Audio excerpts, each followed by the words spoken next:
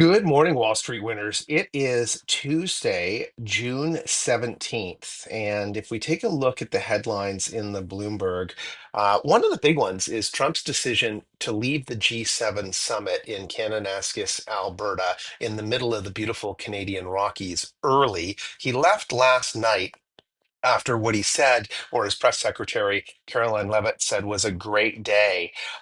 He's leaving a summit that happens once a year amongst what were allies of the United States until recently alienated through tariffs and other comments made by the president. But this is intended to be a gathering of world leaders to discuss critical global issues that they can work on together. Now, I'm not saying they resolve anything, but it's really just a show of good faith amongst the leaders to try to identify issues, how they go about remediating them.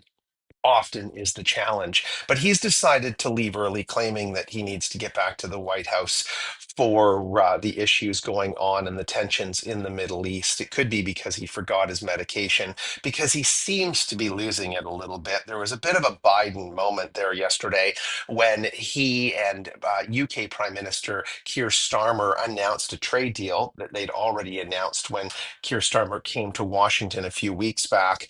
They held up the papers that were signed, which I think had been signed previously. Trump dropped most of the papers when he opened the envelope that they were being held in, and Kier quickly collected them and presented them back to the president. And then the president thanked the EU for signing a trade deal, even though Britain and the UK is no longer part of the EU.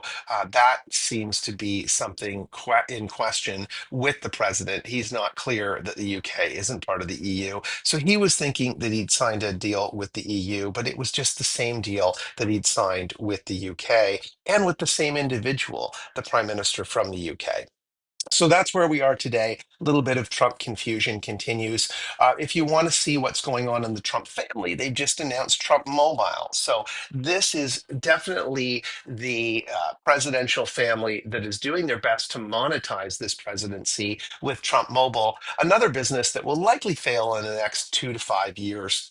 So get in early and get your cell phone service from Trump Mobile. It'll probably come with a bunch of other benefits like NSA listening in on your calls and a bunch of other features. And then you'll have to flip back to T-Mobile or Verizon going forward or AT&T because this company will probably cease to exist in 3 to 5 years.